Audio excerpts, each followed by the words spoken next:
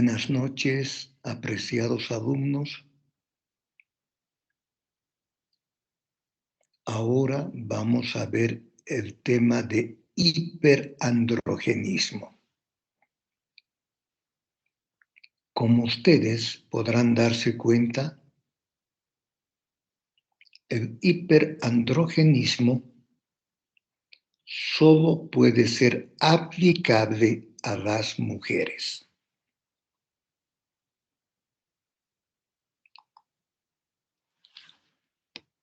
El hiperandrogenismo es un exceso anormal de hormonas sexuales masculinas en la mujer.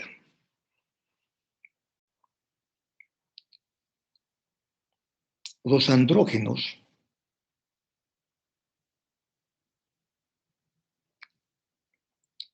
tienen una gran importancia en la vida de la mujer. Por ejemplo,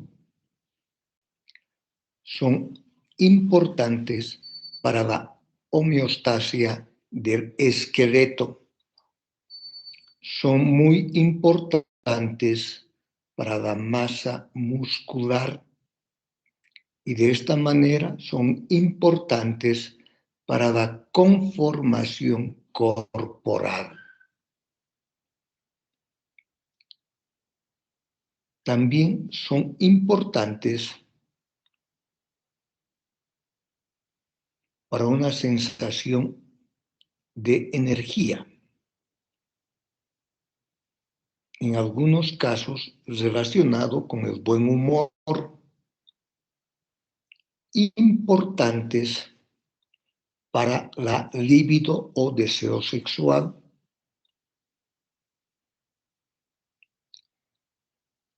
son importantes para un buen desarrollo de la función ovárica y sexual. Son importantes también en la mujer para el desarrollo de las características sexuales secundarias. Por ejemplo, la pubarca, la adrenarca. Por otra parte, no se olviden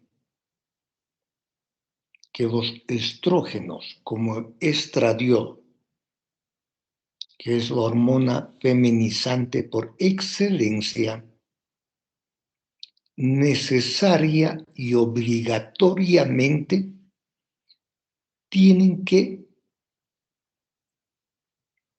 formarse, producirse a partir de los andrógenos. También es necesario recordar que los andrógenos en una mujer se producen tanto en las glándulas adrenales como en los ovarios. Repito, los andrógenos en una mujer se producen en los ovarios y en las glándulas adrenales o suprarrenales. Y los andrógenos corresponden al grupo de las hormonas esteroideas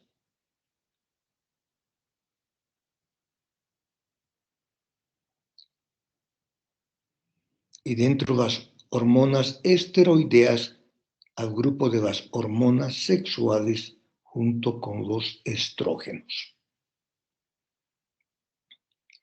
Reciben el nombre de hormonas esteroideas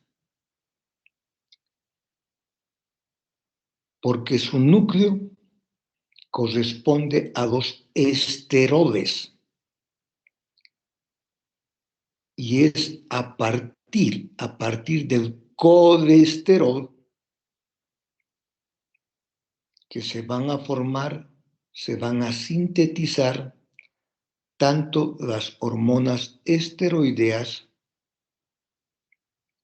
como los corticoides, ya sean mineralocorticoides o glucocorticoides.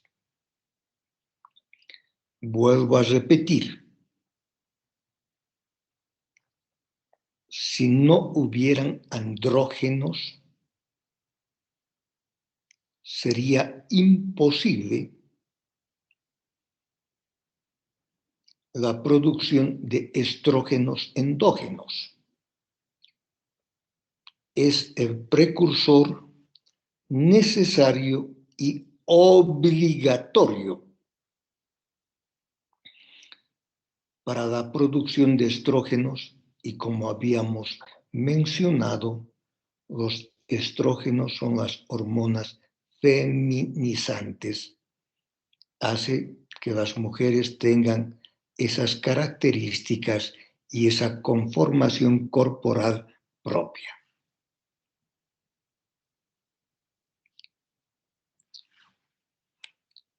Una de las manifestaciones del hiperandrogenismo, o sea, el exceso de hormonas masculinas, es el hirsutismo.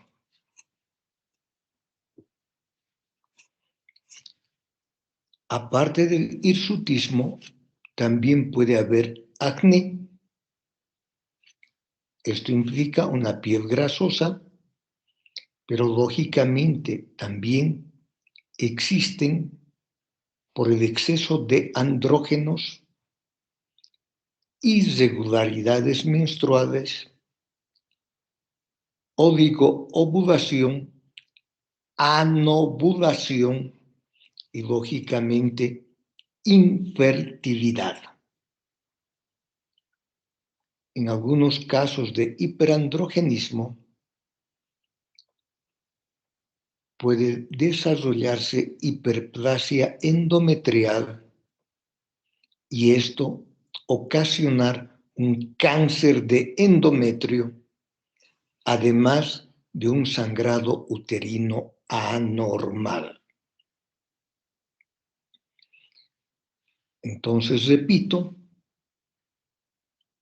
una de las manifestaciones clínicas del hiperandrogenismo es el hirsutismo.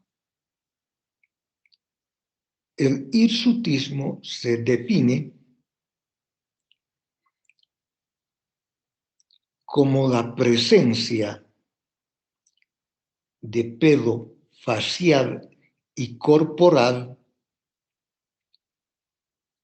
con patrón y distribución masculino. Y esto responde al estímulo de los andrógenos. Los andrógenos hacen que estos pelos se conviertan en pelo terminal, que se caracteriza por ser grueso, por ser pigmentado, por ser largo y en algunas ocasiones ser rizado. En cambio, el pelo velloso, que es más característico de las mujeres, de los niños, es un pelo corto, es un pelo fino, delgado y es un pelo no pigmentado. Por otra parte,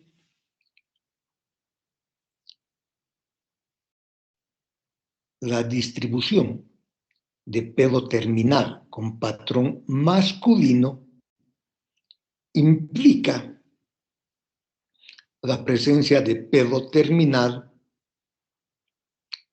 principalmente en la línea media del cuerpo, labio superior, mentón, en el pecho,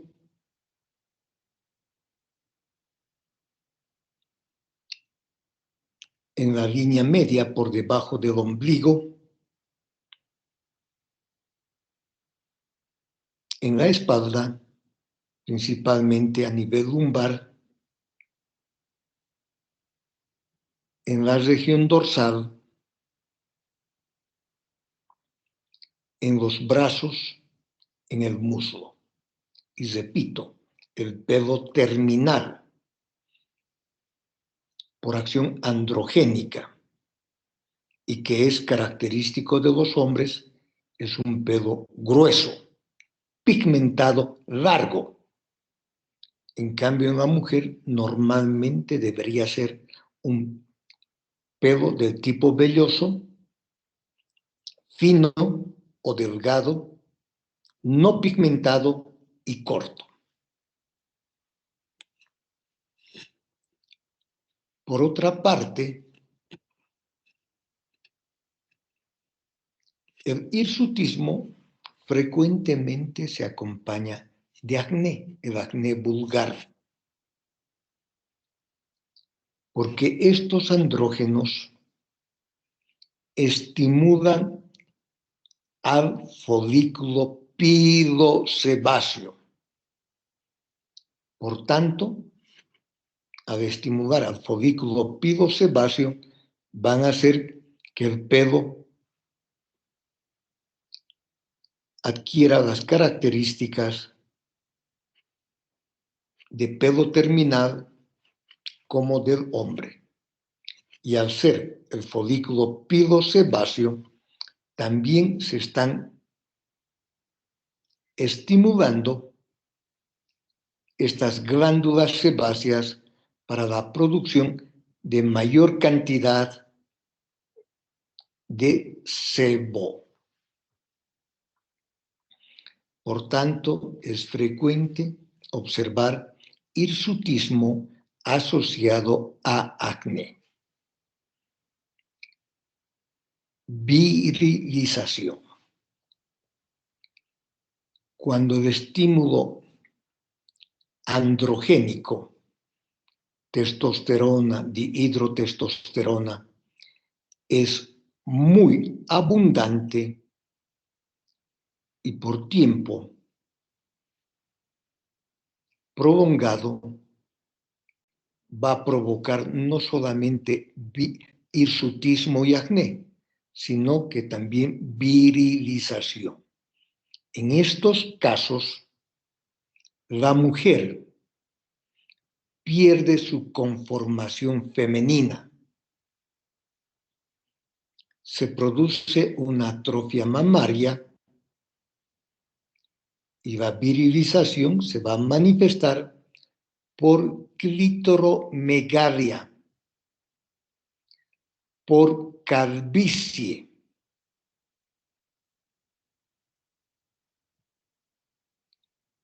por la aparición de una voz gruesa. La mujer tiene una voz delgada, en cambio el hombre una voz gruesa. En la virilización, las mujeres empiezan a tener una voz gruesa. Y además de un desarrollo muscular similar al del hombre. La virilización se produce fundamentalmente o principalmente cuando hay tumores productores de andrógenos y van a producir en concentraciones realmente elevadas. Hirsutismo idiopático.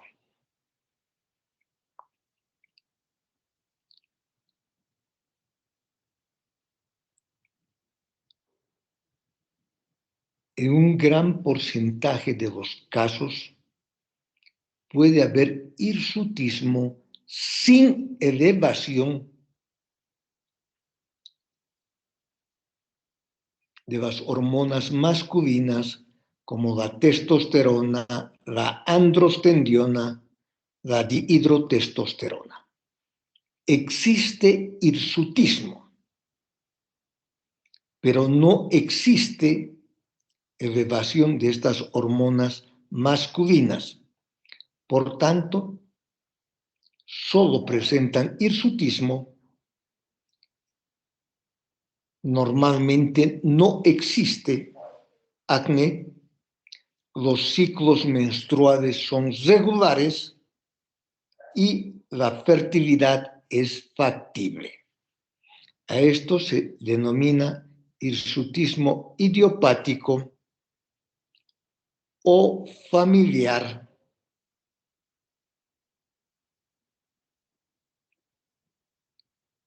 o constitucional. Repito, el hirsutismo idiopático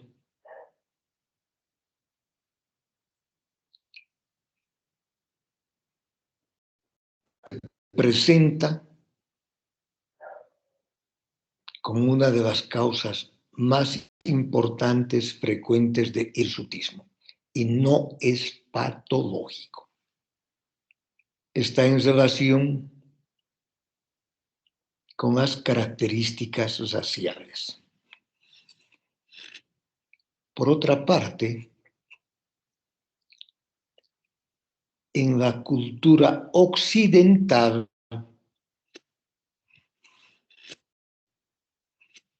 como es, por ejemplo, Norteamérica, Sudamérica, el hirsutismo en una mujer no es aceptable. El hirsutismo en estas mujeres tiene implicaciones psicológicas y en algunas ocasiones muy serias. Estas mujeres no se sienten atractivas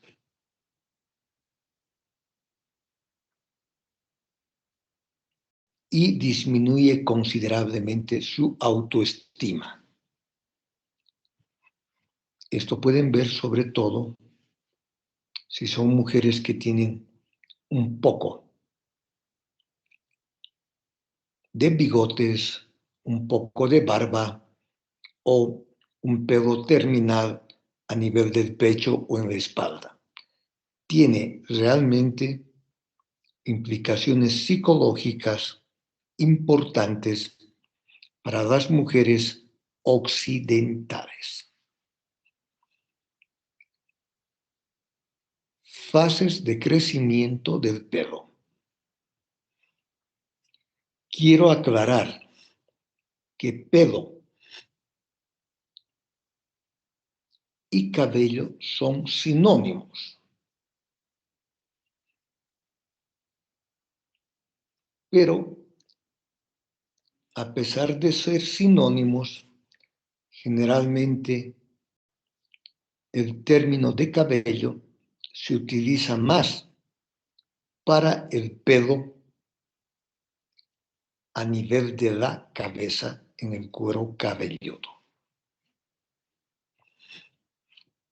Se considera que aproximadamente una persona tiene como 150,000 cabellos, o sea, 150,000 folículos pilosebáceos.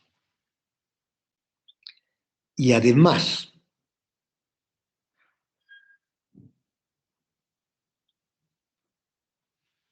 existen las fases de crecimiento del pelo. En la fase anágena o anagénica es la fase de crecimiento que es estimulado por los andrógenos y que puede durar de 2 a 7 años. De 2 a 7 años. Por tanto, puede haber un cambio total de pelo o cabello como 15 a 20 veces en una persona. Repito, la fase anágena es la fase de crecimiento. Dura de 2 a 7 años y es estimulada por los andrógenos.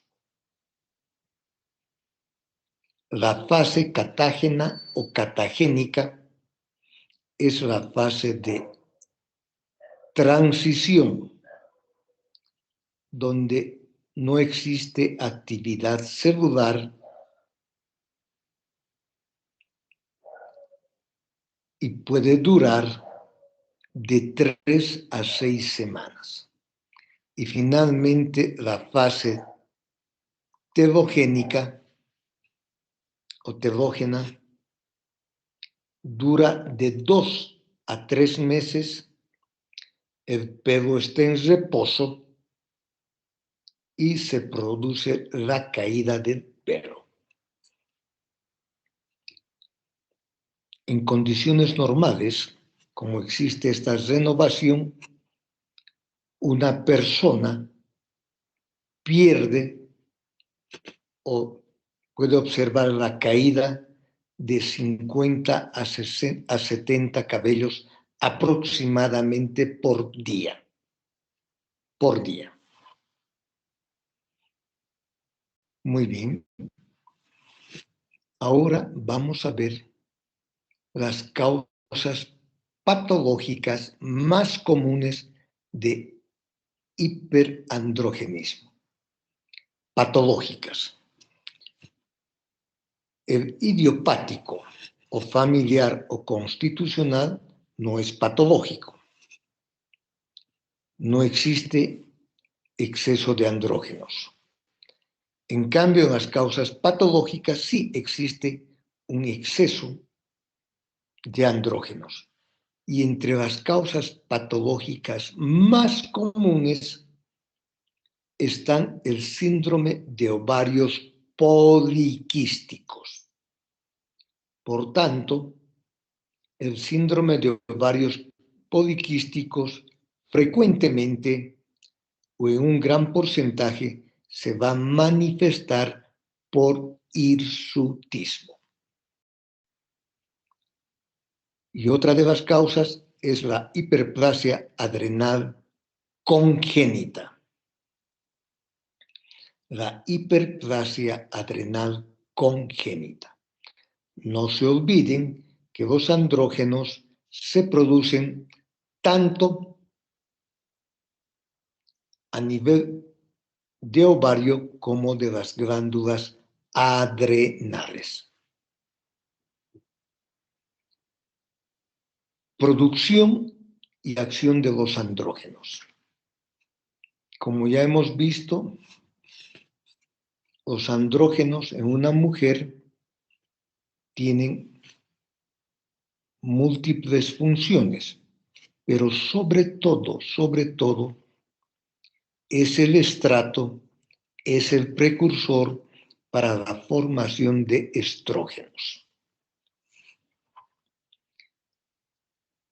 Para que los andrógenos se puedan producir a nivel de las glándulas adrenales o suprarrenales, es necesario la acción de la ACTH. Esta hormona, como ustedes saben, se produce en la hipófisis, específicamente en la adenohipófisis, que es la hormona que va a estimular la corteza suprarrenal. Y esto va a permitir la producción, lógicamente todo a partir del colesterol, pasando por la progesterona y formando los andrógenos que tienen 19 átomos de carbono. No se olviden que el colesterol tiene 27 átomos de carbono y los La progesterona y los progestágenos tienen 21 átomos de carbono. Entonces, los andrógenos tienen 19 átomos de carbono. Y a nivel de las suprarrenales, en la corteza suprarrenal, en la capa reticular, se van a producir principalmente la dihidroepiandrosterona y el sulfato de dihidroepiandrosterona. El sulfato de dihidroepiandrosterona es prácticamente exclusivo de la producción suprarrenal. La dihidroepiandrosterona y el sulfato de dihidroepiandrosterona son andrógenos débiles. Tienen una potencia igual o menor al 3% de la testosterona. También en las suprarrenales, un 50% de la androstendiona se produce en las suprarrenales y el otro 50% se produce en los ovarios. Finalmente, un 25% de la testosterona se produce en las suprarrenales y el otro 25% en los ovarios.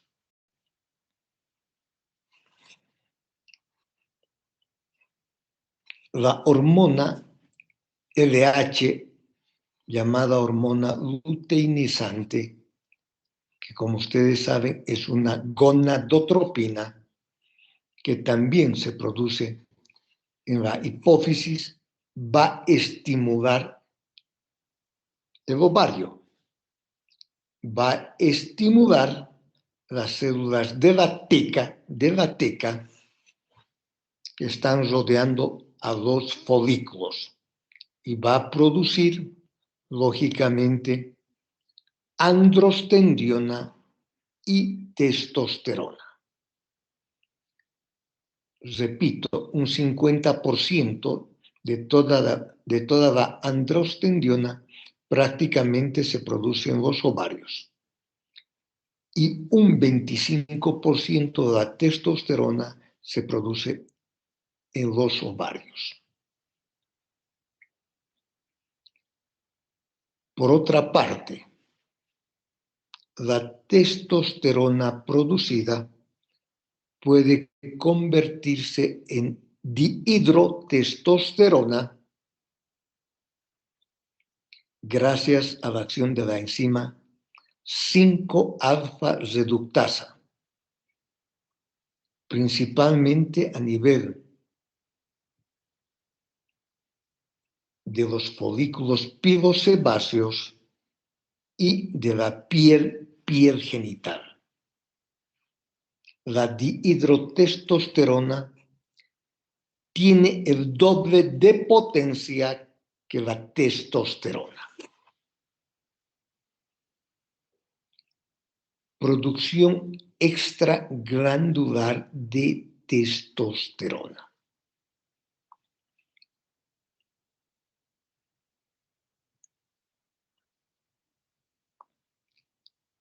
Un 50% de la testosterona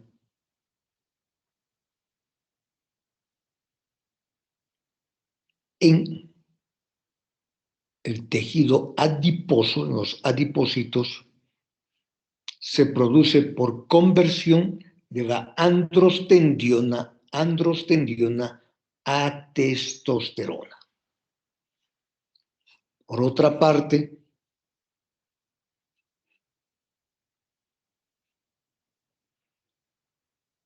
la dihidroepiandrosterona es también convertida en androstendiona en un gran porcentaje a nivel del tejido adiposo en la grasa. Por tanto, las mujeres con sobrepeso y obesidad tienen normalmente mayores concentraciones de andrógeno. Ahora vamos a hablar de las causas ováricas de hiperandrogenismo.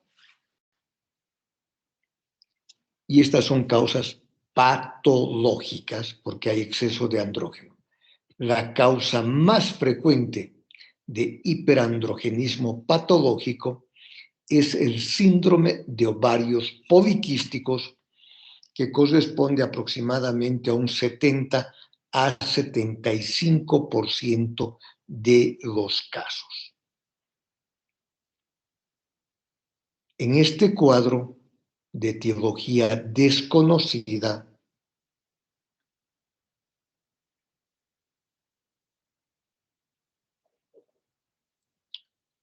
donde se supone la existencia de factores genéticos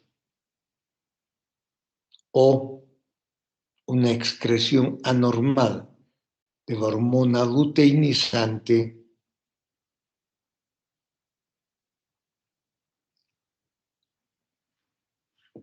existe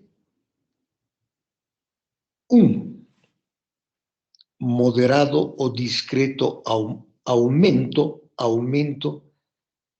de las hormonas androgénicas. Para empezar, la relación LH-FSH está incrementada y generalmente en estos casos es igual o mayor a 3. La androstendiona se encuentra en límites normales superiores o con un ligero aumento en su concentración. Lo mismo, la testosterona se encuentra en límites normales superiores o un ligero aumento por encima de lo normal. También existe una elevación en la relación estrona-estradiol. Frecuentemente en estos casos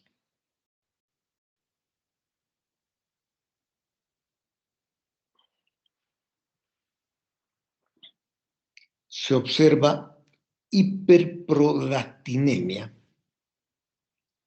que va también a favorecer la mayor producción de andrógenos.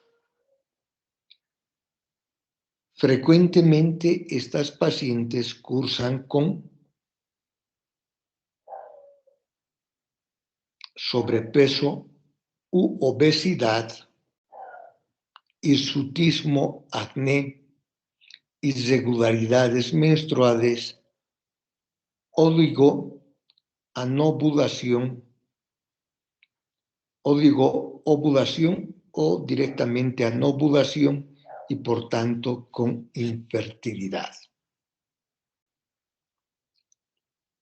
En este cuadro, la progesterona frecuentemente es mayor de 150 nanogramos por decilitro. Lógicamente, el tratamiento es fundamental la pérdida de peso. Al disminuir peso, se disminuyen los adipocitos y por tanto disminuye la conversión de andrógenos débiles a andrógenos más potentes. Una pérdida de peso de un 5 a 7% puede regularizar los ciclos menstruales y puede desencadenar una ovulación normal.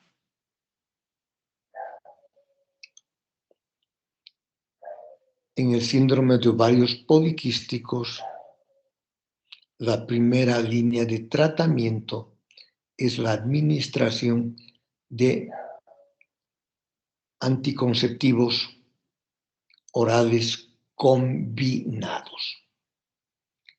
Y lógicamente, si quiere lograrse la ovulación, hay que utilizar inductores de la ovulación como el citrato de clomifeno y o la metformina, porque en estos casos se asocia a resistencia a la insulina.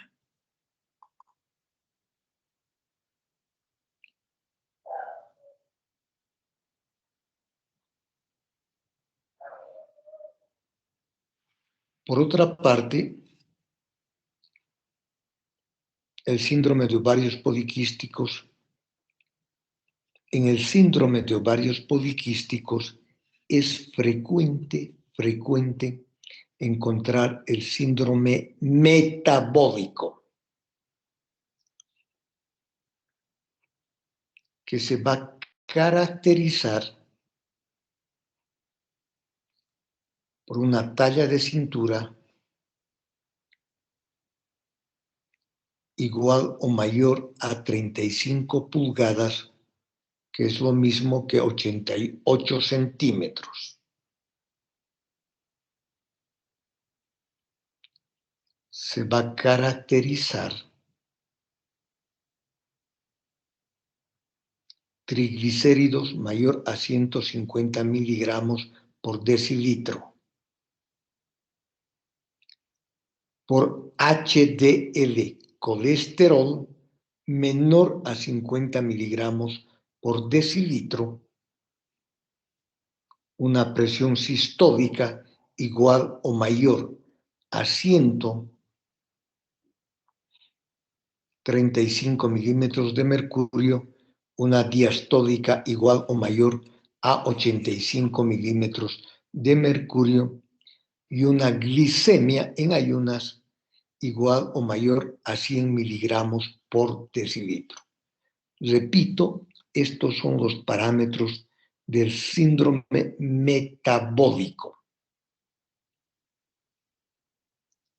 que es frecuente encontrar en el síndrome de ovarios poliquísticos. Y además, que estas pacientes en un buen porcentaje con el tiempo van a desarrollar diabetes mellitus tipo 2. No se olviden del síndrome HAIR-AN, HAIR-AN,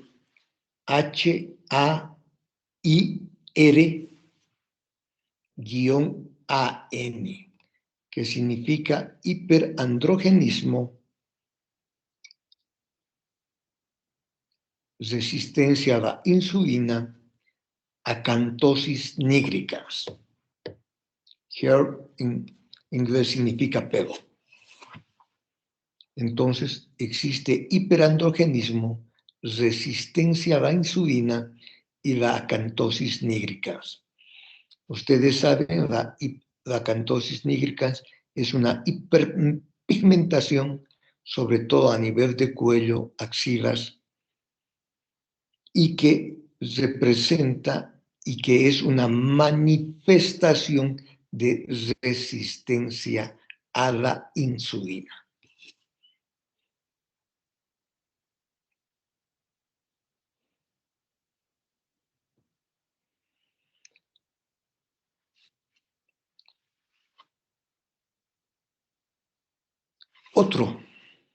Otra de las causas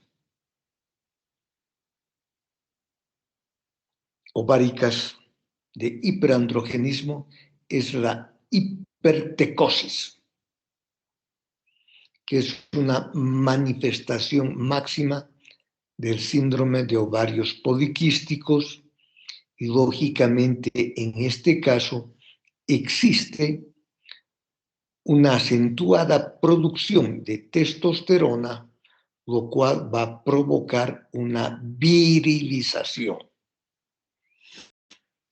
Los tumores ováricos también son causas frecuentes de hiperandrogenismo, sobre todo los tumores de Sertoli-Leydig, que reciben el nombre de adrenoblastoma, que también van a provocar una virilización. Generalmente es una masa unilateral de 7 a 10 centímetros de diámetro, que se observa con mayor frecuencia en mujeres de 20 a 40 años y, repito, provoca hirsutismo y luego virilización. Causas adrenales de exceso de andrógeno. Dijimos que los andrógenos también se producen en las glándulas suprarrenales. Y entre estas causas adrenales están la hiperplasia adrenal congénita, que son la clásica y no clásica. Hiperplasia adrenal congénita clásica, que se presenta al momento del nacimiento, y la no clásica, que se presenta próximo a la pubertad. En estos casos de hiperplasia adrenal congénita, frecuentemente se produce por deficiencia, la causa más frecuencia de deficiencia de 21-hidroxilasa. Esta enzima permite la conversión de progesterona en desoxicorticosterona y también la conversión de 17-hidroxiprogesterona en desoxicortisol. Por tanto, en estos casos no se producen los corticoides, ya sea mineralocorticoides como la aldosterona o glucocorticoides como el cortisol, porque existe deficiencia de la 21-hidroxilasa. En algunos casos, el recién nacido puede presentar genitales externos ambiguos, sobre todo si es femenino, y pérdida de sal, o sea que estuvieran perdiendo líquido continuamente y provocando hipotensión por la falta de aldosterona.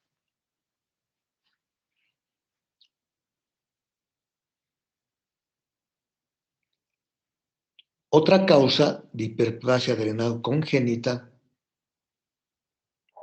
menos frecuente es la deficiencia de 11-hidroxilasa.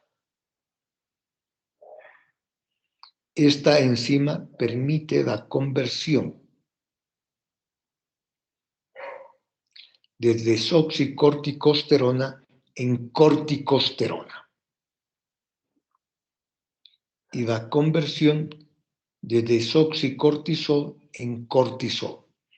Como existe deficiencia de esta enzima 11-hidroxilasa, por tanto no va a haber corticosterona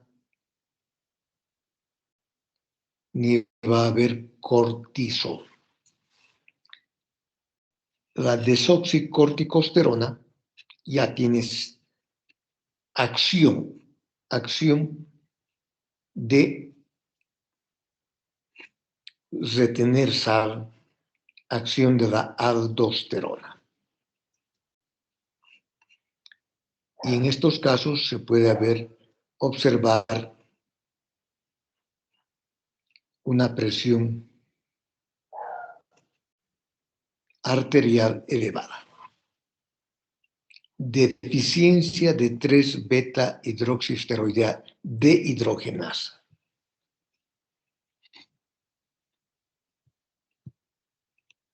La 3-beta-hidroxisteroidea dehidrogenasa es la enzima que permite la conversión de precursores hormonales en verdaderas hormonas. Los precursores hormonales corresponden a la serie delta 5 y las hormonas verdaderas a la serie delta 4. Por ejemplo, la pregnenolona es un precursor hormonal que debe dar origen a la progesterona. Y cuando hay deficiencia de esta enzima 3-beta-hidroxisteroidea dehidrogenasa, no se va a formar la progesterona. Y la 17-hidroxipregnenolona también es un precursor hormonal que da origen a la 17-hidroxiprogesterona. Y por tanto, tampoco va a haber en deficiencia de esta enzima la 17-hidroxiprogesterona. Y no se olviden que la progesterona es el precursor de la testosterona. Y a partir de la testosterona se va a formar el estradiol. Y por otra parte, la progesterona es el precursor y a partir de esta hormona se forma la aldosterona, el mineralocorticoide, y a partir de la 17-hidroxiprogesterona, el cortisol, que es el glucocorticoide por excelencia.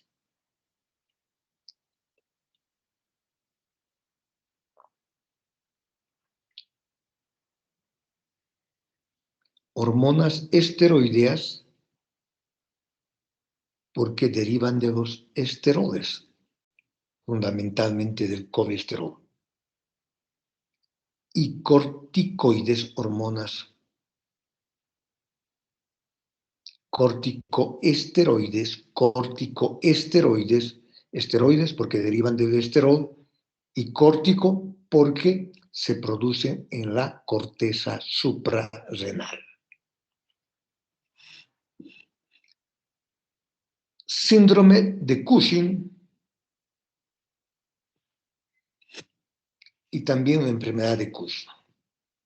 Existe también una elevación, en algunas ocasiones moderadas, leves a moderadas, de andrógenos, la dihidroepiandrosterona y el sulfato de dihidroepiandrosterona de la androstendiona. En la enfermedad de Cushing generalmente existe un adenoma a nivel hipofisiario que produce un exceso de ACTH y por tanto va a estimular la corteza suprarrenal. Y en el síndrome de Cushing generalmente es un tumor en la corteza adrenal, en la capa reticular, la que va a producir el exceso de andrógeno. Ustedes saben que se manifiesta por cara de luna llena, una obesidad centrípeta, por una piel delgada, por estrías, por osteoporosis. Las neoplasias adrenales también son causas importantes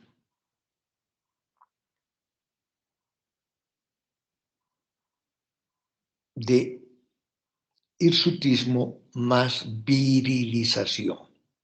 Afortunadamente, las causas tumorales neoplásicas son poco frecuentes, ya sea ováricas o ya sea adrenales.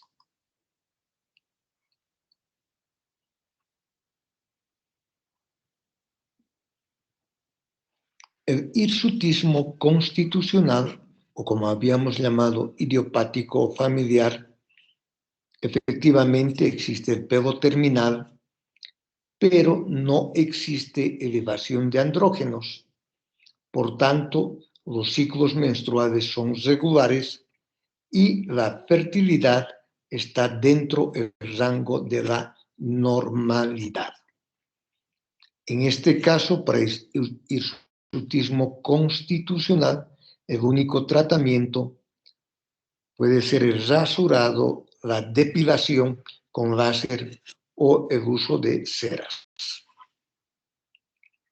Otra causa de hirsutismo puede ser el exceso de andrógenos iatrogénicos, o sea, ocasionados por el médico cuando se emplea, por ejemplo, metiltestosterona, el danazol, que se utilizaba con bastante frecuencia en casos de endometriosis, y finalmente los anabólicos, como la oxanolandrona. Estos pueden provocar exceso de andrógenos iatrogénico y, por tanto, hirsutismo. Tratamiento del hirsutismo. Cuando es patológico, exceso de andrógenos, la primera línea de tratamiento son las pastillas anticonceptivas. El componente progestágeno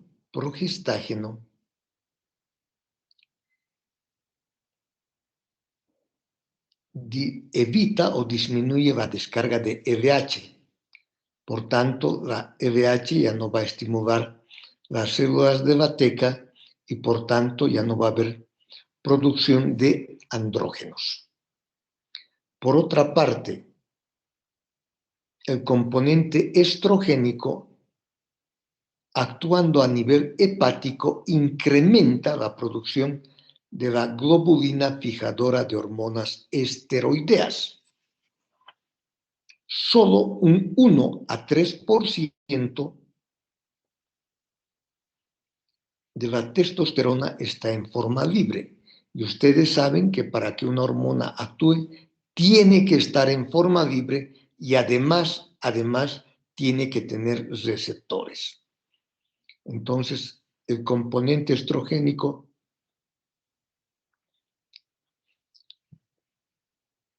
en este caso el etinilestradiol, incrementa la producción de la globulina fijadora de hormonas esteroideas.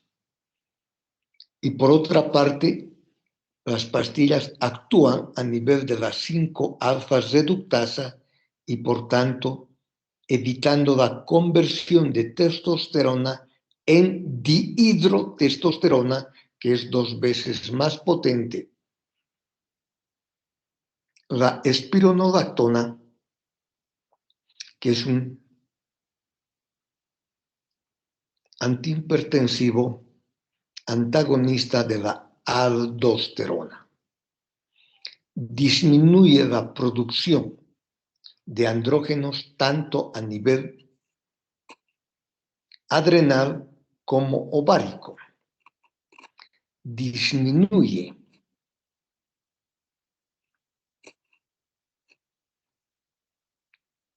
la producción de 5-alfa-reductasa y ocupa los receptores para los andrógenos. De esta manera es muy útil en el tratamiento del hiperandrogenismo hirsutismo. El finasteride es un fármaco que se emplea por vía oral, 250 miligramos cada 12 horas y que actúa sobre la 5-alfa-reductasa, evitando su formación o su acción. La flutamide también actúa sobre las 5-alfa reductasa. El flornitine es una crema que se utiliza a nivel facial para disminuir el pelo terminal facial.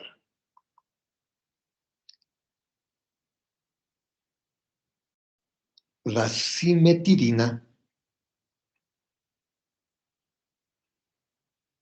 es un antagonista H2 que tiene efectos colaterales, lo mismo que el ketoconazol, un antimicótico, y finalmente está la remoción mecánica del pelo, dijimos el rasurado, la depilación con láser o el uso de ceras depilantes.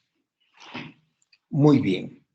Recuerden que un buen porcentaje del hirsutismo es idiopático o constitucional. Por tanto, ahí no va a tener ninguna acción los diferentes fármacos que hemos mencionado. En cambio, sí, cuando hay un exceso de andrógenos, podemos actuar con las pastillas anticonceptivas, con la espironolactona, con el finasteride o la flutamida. Muy bien, si alguien tiene alguna pregunta, alguna duda, alguna aclaración, por favor puede hacerla en este momento.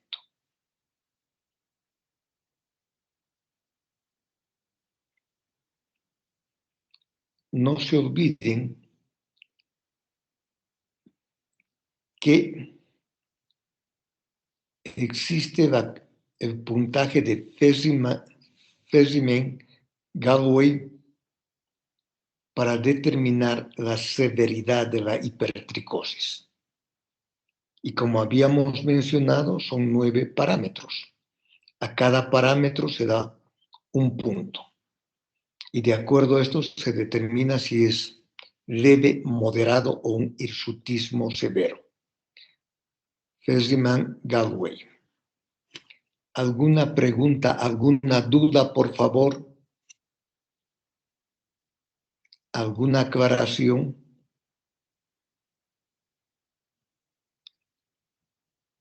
Muy bien, si no hay preguntas, me despido, que tengan muy buena noche y espero